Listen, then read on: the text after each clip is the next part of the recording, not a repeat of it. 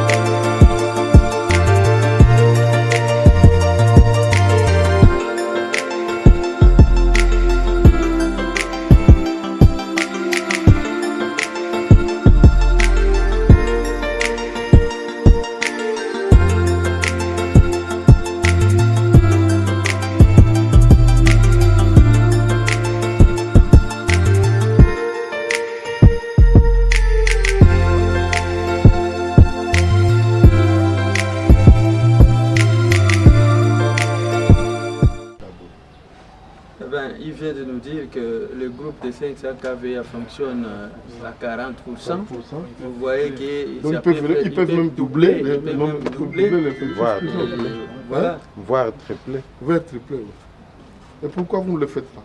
Mais il vient de nous dire qu'il a un problème de poteau, il a un mais problème les câbles de sont de certains. Les câbles viennent d'arriver, mais il n'a pas de poteau, je ne vois pas. Il n'a pas de poteau. Voilà. Pour étendre les... Est-ce qu'ils ont estimé Pardon? Maintenant, le problème, c'est...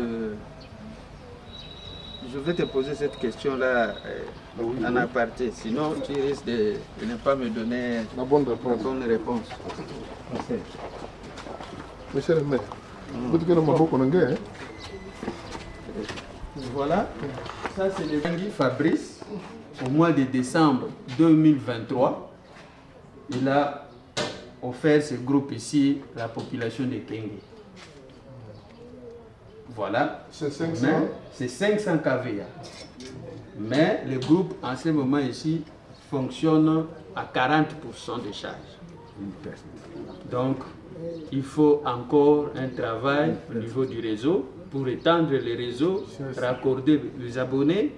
Et nous souhaitons cette fois-ci que nous puissions placer le compteur à prépaiement ici à Kenge pour fiabiliser le recouvrement et puis étendre les réseaux partout à Kenge. Et le taux de recouvrement? Ça c'est de 1.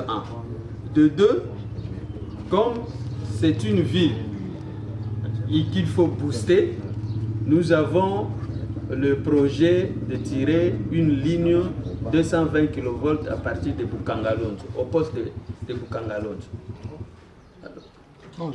Alors, les études, nous étions ici au mois de, je m'abuse, au mois de décembre, avec l'équipe de Éco-Énergie pour finaliser les études. Ils ont finalisé les études et les études en ce moment ici se trouvent à la direction générale pour analyse et validation. Donc, avant que la haute tension 220 kV arrive à Kenge, le DG Lucinda a jugé bon d'éclairer d'abord la ville de Kenge par le groupe thermique, renforcé par un groupe de 500 kVA parce que nous avons un groupe SDMO ici de 450 qui est fonctionnel aussi. Oui, donc, qui fonctionne ici, qui est en bon état, mais on n'a pas assez de charge. Voilà, monsieur l'honorable député national Eric, la situation. Peut-être on vous a parlé de l'abandon à Kenge et qu'on ne fait absolument rien. Maintenant, vous êtes sur le terrain. Voilà ce que le DG Lucinde a consenti comme effort pour alimenter la ville de Kenya. Mais de l'autre côté, vous voyez, disponibiliser les groupes, c'est bien. Mais il faut les aider aussi à étendre les réseaux en mettant à leur disposition les câbles et poteaux pour que toute la ville se serve. Parce que là, les groupes, on ne les utilise pas. Oui, vous avez raison, honorable. On n'utilise pas parce que vous avez raison, honorable. L'électricité arrive, mais avec le peu qu'on a déjà installé, vous voyez vous-même que la population ne l'accompagne pas. Voilà. Je vous informe aussi que dans le budget 2025, on a prévu l'argent pour la construction de la ligne Bukangalonzo Kenge. Oui. Cet argent est prévu. Donc, cette année ici, la ligne ici sera construite. C'est bien, mais c'est comme on dit, c'est un investissement. Oui. Il faut aussi garantir les retours d'investissement. Voilà. On ne peut pas jeter de l'argent pour ne rien bénéficier. C'est ça aussi le problème. Les informations de notre position étaient que c'était à l'abandon, on n'utilisait pas. Maintenant, on comprend que ce n'est pas à l'abandon, les matériaux sont là, mais c'est la population qui ne manifeste pas les besoins d'avoir l'électricité, mais aussi de votre côté, faites un effort pour donner les matériels pour le raccordement de ces ménages-là. Merci beaucoup. Les groupes sont là, mais les matériels, c'est-à-dire poteaux et câbles, pour mettre à la disposition. Est-ce que vous avez manifesté les besoins? Oui, c'est pour d'abord assurer le recouvrement. Vous venez de suivre avec moi que le recouvrement se fait à 50%. Donc le reste de l'énergie, c'est perdu. Donc il faut maintenant bien gérer l'énergie en plaçant le compteur après paiement. Donc ça va nous rassurer que le retour d'investissement, parce que vous venez de voir, il y a un nouveau groupe thermique. Alors, il faut fiabiliser, il faut tout faire pour que nous puissions recevoir l'argent investi. Nous ne pouvons pas laisser le projet comme ça, à l'abandon, et on tourne à vide. On n'a pas de moyens, on va continuer à acheter du carburant, des pièces de rechange, mais de retour, il n'y a pas assez de moyens, donc il n'y a pas de recouvrement, on ne recouvre rien, 50% c'est rien. Oui, nous avons mené plusieurs études. C'était d'abord en moyenne tension, 30 kV, et après, on a vu qu'il faut aller à 70 kV.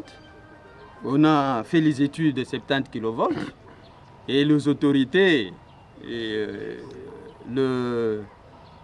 président de l'époque de l'Assemblée nationale, M. Mboso, a jugé bon que nous puissions tirer une ligne de 120 kV. Nous avons recruté un bureau d'études, Éco-Énergie. Ils ont réalisé les études en 220 kV. En ce moment ici, l'étude est à l'étape de validation à la SNEL. On est en train de passer l'étude, d'analyser les études pour déceler s'il y a des failles à améliorer.